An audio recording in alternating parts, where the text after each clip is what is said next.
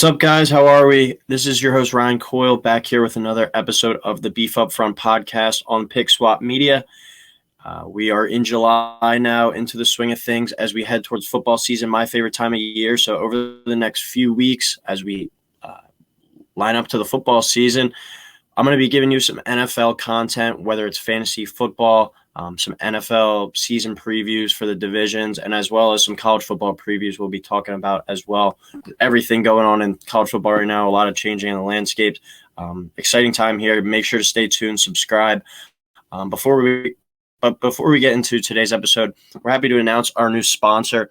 Beef Up Front, as well as the Pick Swap Media, are excited to partner with the sportsdisplays.com. Sports Displays are the creators of their own unique product, the Jersey Mount, which can be installed to any surface and is significantly cheaper than the hundreds of dollars it usually costs for this type of quality display.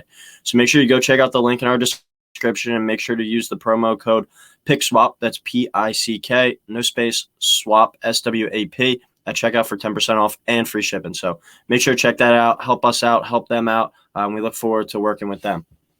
But today we'll be getting into some fantasy football coverage. Last season I did this as well on the Beef Up Front stream. Now happy working with Pick Swap. We get some more viewers and some more listeners through that. I did a whole series where I went through quarterbacks, running backs, receivers, and tight ends. I gave 5 that I would like to target in my draft and 5 that I would like to stay away from. So going back to last year's draft, 5 of my guys that I wanted to target were Justin Herbert. He was ranked 8th on ESPN. He finished 2nd. Jalen Hurts went into the season ranked 10th, finished 9th. Matt Stafford, ranked 12th at the beginning of the year, finished 5th.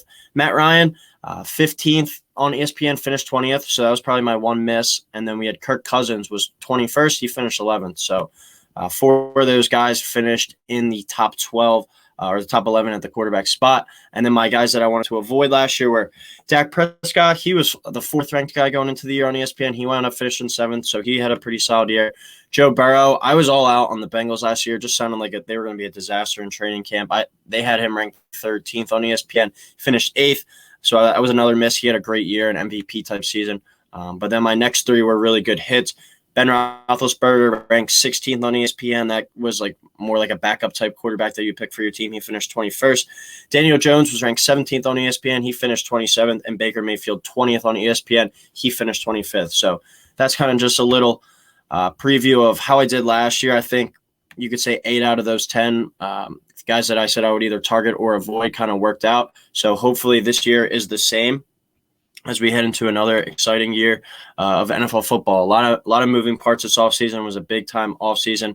But today we'll be getting into my quarterbacks that I'm looking to target or avoid for this upcoming fantasy football season, specifically once you get into your draft.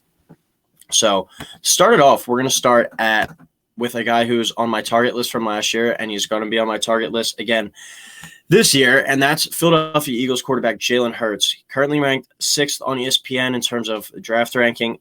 Finished 9th in 2021, like I said. And I think he's going to be a top 5 quarterback this year if he makes all the starts this season, even if he misses one. He missed a few games last year with an injury. But he showed improvements in his stride, I thought, throughout the season last year. Obviously, the major flaw with him, and it's kind of hard being a quarterback, but he needs to be a more consistent, more better passer. Even if he doesn't get better, marginally better in that regard than last year, he was still a top 10 quarterback last season, missing, I believe, at least 1 full start, maybe even 2. So he has also so much value in the rushing game. He had 784 rushing yards last year, 10 rushing touchdowns. Now you're able to combine that with the second year in Nick Sirianni's offense, second year of Devontae Smith. They just went out and acquired A.J. Brown, who Hurts has a great relationship with. He's very, very comfortable, it seems like, in this offense now going forward. I think he has real potential as an MVP type candidate this year as a dark horse guy if he makes a big jump from last year. And the Eagles are one of the better teams in the NFC, like many people are projecting them to be. So also add in that he has a great offensive line in front of him and a top-tier rushing attack behind him that's going to be able to keep defenses honest. I think that gives him great fantasy potential, great overall potential as a player, and he has a real shot at being one of the top 5 quarterbacks in fantasy this year, though. So right now you got him ranked at 6th on ESPN's draft list. I would have him as one of my top 5 guys that I'm looking to target in my draft this year. Next guy we're going to target, he was on my avoid list last year. I don't think he will be that great this year, at least in terms of the Bengals. I think they have a potential to take a little bit of step back. They might have been a little bit ahead of schedule last year. But I'm targeting Joe Burrow again in fantasy this year. Currently ranked the 7th quarterback on ESPN. Finished 8th in 2021, had his breakout season last year, but he was coming off that ACL, so there was a lot of questions surrounding that Bengals team, and he took the Bengals all the way to the Super Bowl, threw for 4,600 yards, 34 touchdowns, and I think this year 40 touchdowns is a real possibility. He's a very, very accurate thrower of the football, and he has a great wide receiver trio to work with, Jamar Chase, Tyler Boyd, and T. Higgins. So he's going to be working with those guys for the second straight year. They do lose CJ Uzama, so that's a blow at the tight end spot, but still, he has plenty of weapons, and he's just going to continue to get better, I think. And they really went out and improved the offensive line, which was their major weakness last year. Now you have Joe Burrow, like I said, a super accurate quarterback already. More time to throw. I think he's in for an even bigger season this year.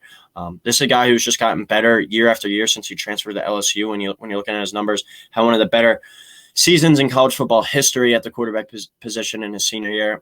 If he's healthy, there's no reason why he won't be a top 10 quarterback and a safe start every single week for you. Third guy on our list that we're looking to target for our fantasy drafts in terms of quarterbacks this year, I'm going Russell Wilson here. He's currently ranked the 10th quarterback on ESPN, finished 16th in 21, battled injuries, I believe missed 3 games last year.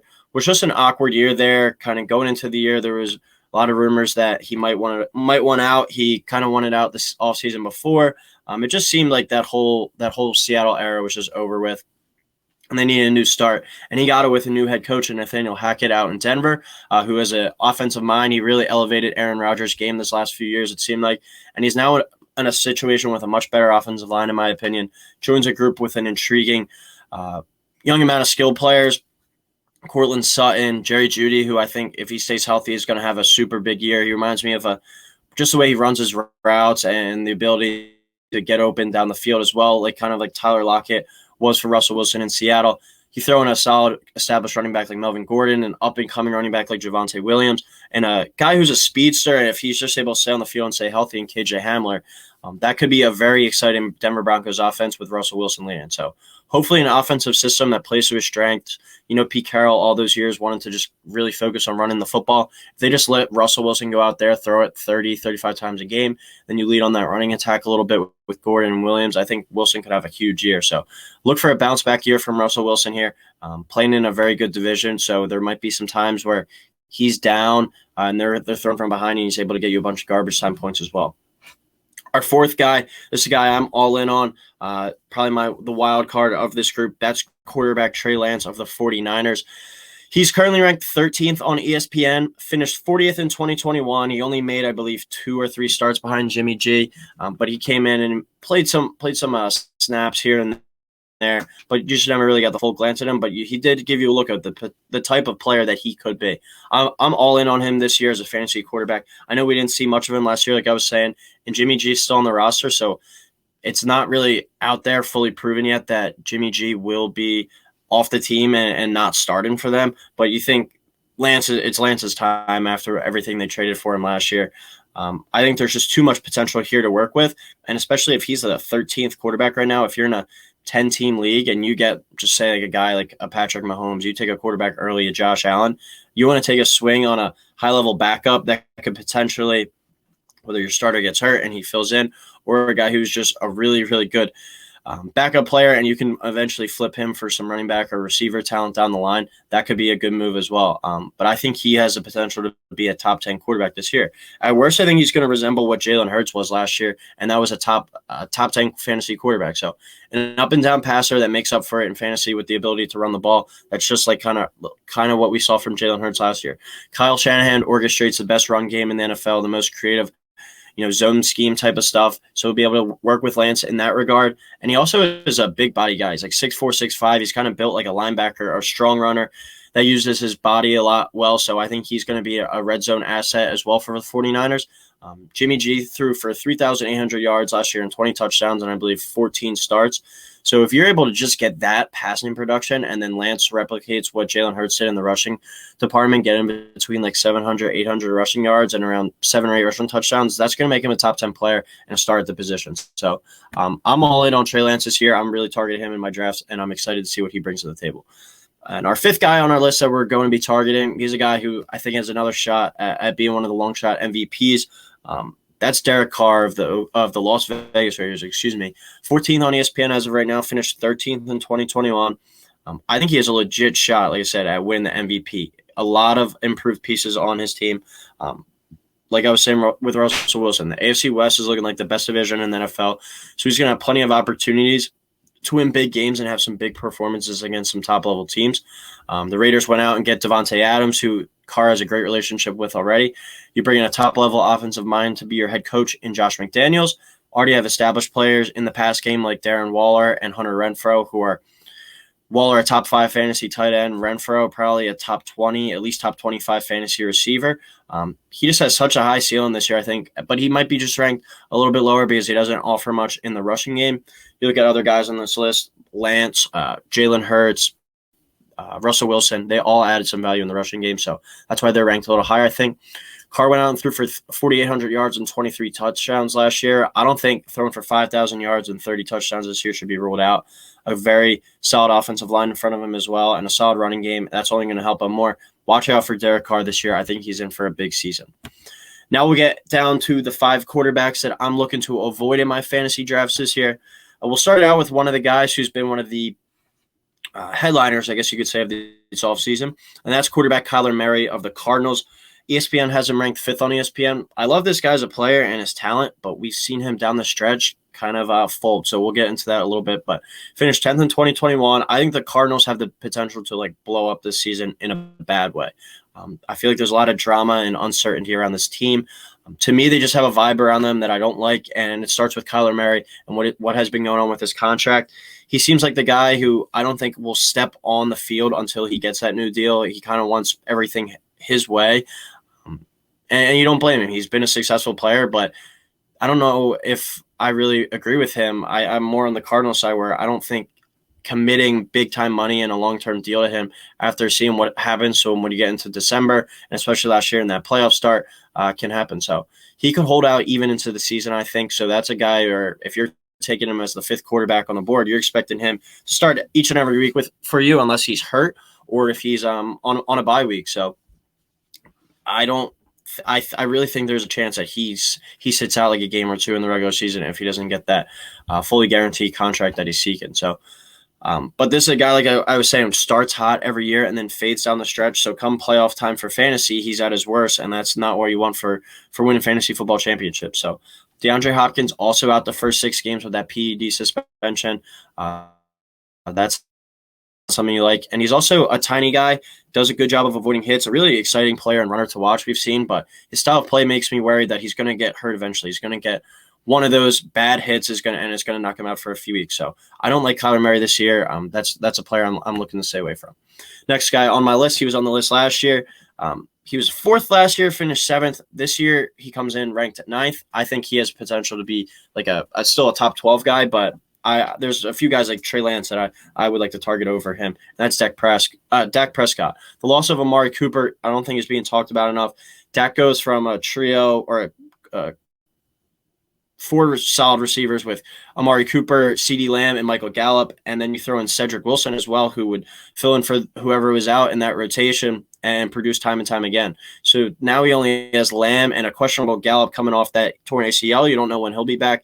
And holes at the number 3 and 4 receiver spot. So the wide receiver core got worse for Dallas, also a worse and aging offensive line. Lost Lyle Collins, a less effective Zeke most likely. Tony Pollard, an exciting player out of the backfield still, who's going to add value in the passing game. And it won't surprise me if he takes over as the every down back by the end of the season. But Dak doesn't have the type of weapons and the offensive line that he's had in the past. So things are pointing down for him from a fantasy perspective in my mind. And the Cowboys defense too, which was very solid last year and very good at taking the ball away. I think they're going to make the games kind of like a lower scoring, like slugfest type of thing, especially with the lack of receivers now for Dak, which should limit the amount of like garbage time points that he has coming from behind. Like I remember that game, whether it was last year or I think it was 2 years ago, Cowboys were getting killed. They were playing the Falcons, and the Falcons' offense just completely fell apart. Cowboys get some turnovers. Dak's getting all these garbage time points, and he puts up a big day after not having a good game earlier. So just opportunities like that I don't think are going to be coming around as much anymore for Dak Prescott, so that's why I'm avoiding him. Third guy on our list, probably the biggest story of the offseason and continues to be, and that's quarterback Deshaun Watson. ESPN has him ranked 17th on he's 17th ranked on ESPN right now. Did not play in all 2021. Just told that Texans he's not playing. Then we have all the off the field issues, not getting into that stuff. But I just don't think there's a chance he plays this year. If he does, I want to say he's going to get suspended for at least 12 games. There's just something I'm not touching. If he comes back, he comes back. Maybe you pick him up in the regular season. But I'm not drafting him this year. No ands, if, or what's about it. We'll move on from Watson there. We'll go to Justin Fields now, 19th ranked on ESPN, quarterback for the Bears. Finished 31st in 21, didn't start the whole year, started about half the games, mixed in there with Andy Dalton. I'm worried he's headed toward a disaster season. I think the Bears could be potentially the worst team in the NFL this year. They lose the top two receivers on their depth chart are Equanimeous, St. Brown, and Darnell Mooney. I like Mooney, but he's like a number 2 or a 3. St. Brown hasn't proven that he's more than like a 3 or a 4. So that isn't a very appealing wide receiver duo. Cole Kmet, I like him as a rising tight end. Montgomery and Herbert out of the backfield are a solid duo, but this offense isn't really moving the needle for me. And the offensive line's a liability, and I'm not a believer in Matt Eberflus as a head coach. I thought he was super overrated as a defensive coordinator with the Colts, and now I'm not confident with him leading a whole team. I don't think his game plan is going to be really suited for Justin Fields to have fantasy success. He's a super talented player, and he's going to have some good games, I think, and flash some and add some value in the run game. He's a guy like I would maybe, if we're at the end of the draft and you can get him on the bench and maybe like be a spot starter if your guy's hurt or if he's on bye. But they're going to have chances, I think, to play from behind this year. But it's just he doesn't have much to throw to. So I don't know how many garbage points he'll be getting. I'm just not buying him as a fantasy quarterback this upcoming season. And the last guy on our list will be Mac Jones, another second-year quarterback. Here with the Patriots, 22nd ranked on ESPN right now. So that's like really like a backup quarterback where he's getting drafted. But I like some other guys who are ranked behind him to potentially outplay that 22nd ranking. He finished 18th in 2021. I think the Patriots are really going to struggle on the offensive side of the ball this year, though, with Josh McDaniels gone. They don't seem to have a real solid plan there. Bill Belichick doesn't name like a play caller, or what's really the go-to move now that McDaniels is gone. He doesn't have to say anything. He's Belichick. He's going to keep it to himself most of the time anyway, but still, I think they're really going to heavily rely on the run game like they did last year, which limits Mac Jones' overall ceiling, especially with limited options on the outside, headlined by like Devontae Parker, Jacoby Myers, Aguilar, and Hunter Henry. None of those guys really move the needle for you. Jones also really struggled down the stretch and was limited as teams got more film and kind of strategized better against him. So I would rather take a chance on a guy with more upside like Justin Fields potentially, or like a Zach Wilson, maybe even like a Daniel Jones with Brian Daboll calling the plays now, than this second year quarterback. So to run back through the list real quick, guys, I'm looking to target other than like the pure obvious ones like a Justin Herbert or a Mahomes, a Josh Allen. We're going with Jalen Hurts, Joe Burrow, Russell Wilson, Trey Lance, Derrick Carr to target, and to avoid, we're going with Kyler Murray, Dak Prescott, Deshaun Watson, Justin Fields, and Mac Jones. But that'll do it for our quarterback episode. We'll have another one for running backs, wide receivers, and tight ends. Also, shout out once again to Sports Displays. Use that code in our bio, pick swap in the description for that 10% off on any product on the site, as well as free shipping. But thank you everyone for listening. Please, if you haven't already, like and subscribe to Pick Swap Media, and we will talk soon.